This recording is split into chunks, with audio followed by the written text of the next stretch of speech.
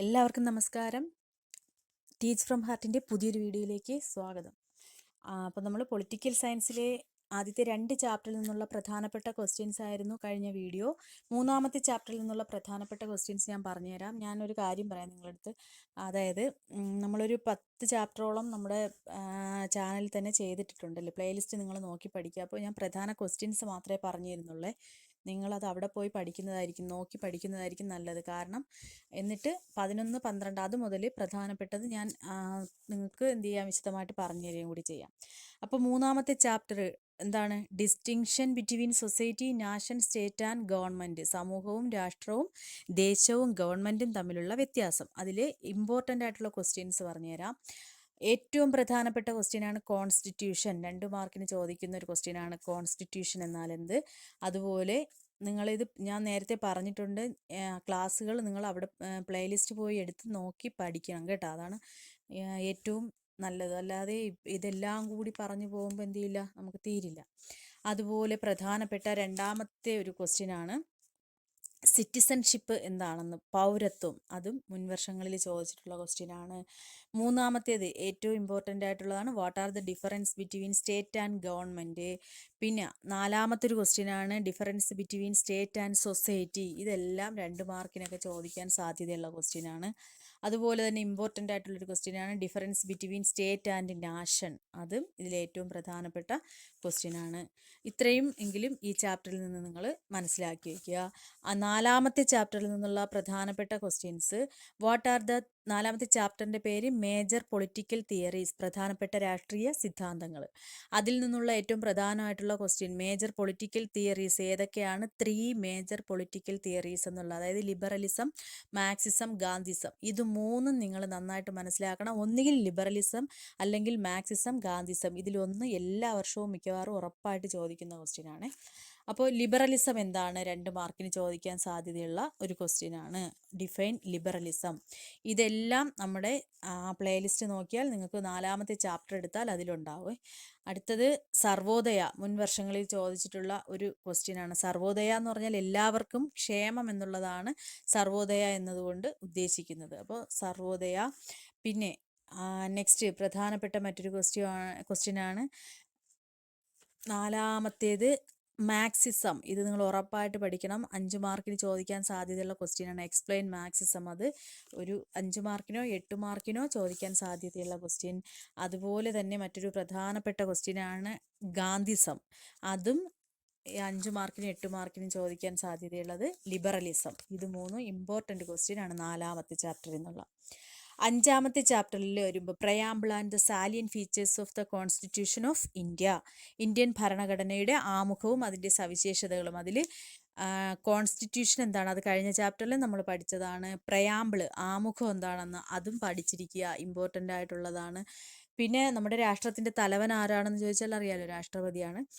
പ്രധാനപ്പെട്ട ഒരു ക്വസ്റ്റ്യനാണ് what you understand by quasi federal, അതായത് അർദ്ധ അധികാര വിഭജനം. നമ്മുടെ രാജ്യത്തെ സംബന്ധിച്ചിടത്തോളം എന്താണ്? ഫെഡറൽ സംവിധാനം. 2 തരത്തിലുള്ള ഗവൺമെൻറ് ഉള്ളതിനെയാണ് നമ്മൾ എന്തെന്ന് പറയുന്നത്? Federal system. അതായത് ഒരു കേന്ദ്ര ഗവൺമെൻറ്റും അതുപോലെ കേന്ദ്ര ഗവൺമെൻറ്റിൻ്റെ കീഴിൽ സംസ്ഥാന ഗവൺമെൻറ്റുകളുമുള്ള 2 തരത്തിലുള്ള ഭരണം. അതിനെയാണ് ഫെഡറലിസം അല്ലെങ്കിൽ ഫെഡറൽ ഗവൺമെൻറ് എന്നതുകൊണ്ട് ഉദ്ദേശിക്കുന്നത്. അപ്പോൾ കേന്ദ്ര ഗവൺമെൻറ്റും അതുപോലെ സംസ്ഥാന ഗവൺമെൻറ്റുകളും, ഈ കേന്ദ്ര ഗവൺമെൻറ് സംസ്ഥാന ഗവൺമെൻറ്റുകളും തമ്മിൽ അധികാര വിഭജനം നടത്തുന്നതിനെയാണ് ഖാസി ഫെഡറൽ അഥവാ അർദ്ധ അധികാര വിഭജനം എന്നതുകൊണ്ട് ഉദ്ദേശിക്കുന്നത്. യൂണിയൻ ലിസ്റ്റ്, സംസ്ഥാന ലിസ്റ്റ്, കൺകറന്റ് ലിസ്റ്റ്, ഇങ്ങനെ 3 പട്ടികകൾ വഴിയാണ് ഈ അധികാര വിഭജനം നടത്തിയിട്ടുള്ളത്. മനസ്സിലായല്ലോ? ഇത് വിശദമായിട്ട് നിങ്ങളെടുത്ത് പഠിക്കുക. ഇനി പറയാൻ പോകുന്നത് ഈ ചാപ്റ്ററിലെ ഏറ്റവും ഇമ്പോർട്ടൻ്റ് ആയിട്ടുള്ള ക്വസ്റ്റ്യൻ, മുൻ വർഷങ്ങളിൽ ഒരുപാട് തവണ റിപ്പീറ്റ് ചെയ്ത് ചോദിച്ചിട്ടുള്ളതാണ്. What are the basic features of the Indian constitution. Indian ഭരണഘടനയുടെ അടിസ്ഥാന സവിശേഷതകൾ ഏതെല്ലാം? ഇമ്പോർട്ടൻ്റ് ആയിട്ടുള്ള ക്വസ്റ്റ്യൻ ആണ്. അത് പഠിക്കാതെ പോകരുത്. അതുപോലെ ഡിഫൈൻ ജസ്റ്റിസ്. നമ്മൾ കഴിഞ്ഞ ചാപ്റ്ററിൽ ഞാൻ പറഞ്ഞു തന്നത് എന്താണ് നീതി, സാമൂഹ്യ നീതി, സാമ്പത്തിക നീതി, രാഷ്ട്രീയ നീതി വരുന്നത്. അപ്പോൾ അത് ഈ ചാപ്റ്ററിലും ഉണ്ട്. അത് പ്രധാനപ്പെട്ടതാണ്. പിന്നെ ഈ ചാപ്റ്ററിൽ നിന്നുള്ള പ്രധാനപ്പെട്ട ക്വസ്റ്റ്യനാണ്, ഏറ്റവും ഇമ്പോർട്ടൻ്റ് ആയിട്ടുള്ള ഒരു ക്വസ്റ്റ്യൻ കൂടെ ഉണ്ടായിരുന്നു. എക്സ്പ്ലെയിൻ. അത് നമ്മളിപ്പോൾ പറഞ്ഞതല്ലേ, salient features of the constitution, അത് പറഞ്ഞു. അത് ഏറ്റവും ഇമ്പോർട്ടൻ്റ് ആയിട്ടുള്ളതാണ്. നമ്മുടെ ഭരണഘടനയുടെ സവിശേഷത 8 മാർക്കിന് ചോദിക്കാൻ സാധ്യതയുള്ളത് എല്ലാവരും പഠിച്ചുകൊണ്ട് പോകണേ. അപ്പോൾ ഇത്രയുമാണ് ഈ ചാപ്റ്ററിൽ നിന്നുള്ള പ്രധാനപ്പെട്ട ക്വസ്റ്റ്യൻ. ഇനി 6ാമത്തെ ചാപ്റ്ററിൽ ഫണ്ടമെൻ്റൽ റൈറ്റ്സ്, മൗലികാവകാശങ്ങളിൽ what do you understand by fundamental rights? Important question ആണ്. മൗലിക അവകാശങ്ങൾ എന്നാൽ എന്താണ്? 2 മാർക്കിന് ചോദിക്കാം. നെക്സ്റ്റ് അതുപോലെ 5 മാർക്കിനൊക്കെ ചോദിക്കുന്നതാണ് write the 6 fundamental rights. Important question ആണ്. 6 മൗലിക അവകാശങ്ങൾ ഏതെല്ലാം? അതുപോലെ 2 മാർക്കിന് ചോദിക്കാൻ സാധ്യതയുള്ളതാണ് ഇക്വാളിറ്റി അഥവാ സമത്വം എന്നാൽ എന്ത്? പിന്നെ മറ്റൊരു പ്രധാനപ്പെട്ട ക്വസ്റ്റ്യൻ ആണ് what are the 6 fundamental freedom granted under right of freedom? അതായത് നമ്മുടെ ഇന്ത്യൻ പൗരന്മാർക്ക് നമുക്ക് 6 അവകാശങ്ങൾ ഉറപ്പ് നൽകിയിട്ടുണ്ടല്ലോ.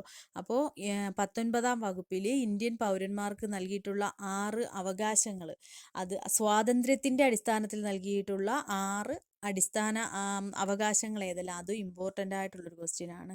അതുപോലെ വിവിധതരം റിട്ടുകളെ കുറിച്ച് ചോദിക്കാം. കോടതി ഉത്തരവുകൾ അഥവാ റിട്ട് ഏതൊക്കെയാണെന്ന്. അതിലാണ് ഹേബിയസ് കോർപ്പസും മൻഡാമസ്, അതുപോലെ പ്രൊഹിബിഷൻ, കോ വാറൻറ്റോ, സെർഷോറിയിലൊക്കെ വരുന്നത് അതിലാണ്.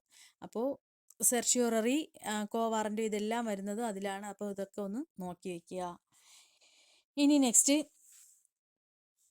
അടുത്തൊരു പ്രധാനപ്പെട്ട question, describe the provisions of right to freedom. സ്വാതന്ത്ര്യത്തിനുള്ള അവകാശത്തിൻ്റെ മറ്റു വകുപ്പുകൾ ഏതെല്ലാമാണെന്നുള്ളത്.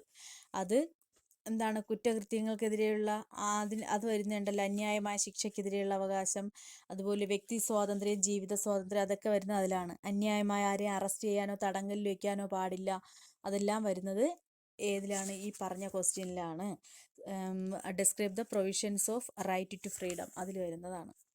ഇനി പ്രധാനപ്പെട്ട ക്വസ്റ്റ്യനാണ് describe all provisions of right to freedom.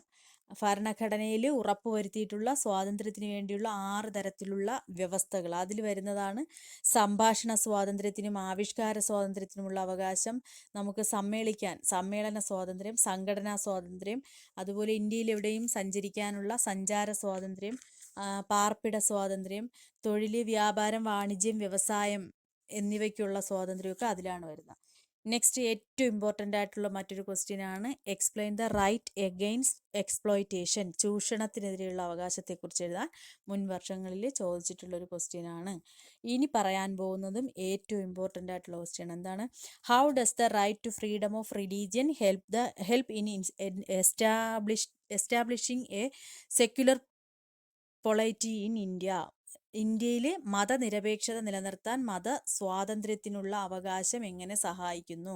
How does the right to freedom of religion help in establishing a secular polity in India? അത് ഏറ്റവും important ആയിട്ടുള്ള ക്വസ്റ്റ്യൻ ആണ്. അപ്പോൾ അതും ഒന്ന് നോക്കി വയ്ക്കുക. അപ്പോൾ 6 ചാപ്റ്ററുകളിൽ നിന്നുള്ള പ്രധാനപ്പെട്ട ക്വസ്റ്റ്യൻസ് ആണ് ഇപ്പോൾ നമ്മൾ പറഞ്ഞത്. ഇനി 7ാമത്തെ ചാപ്റ്ററിൽ നിന്നുള്ള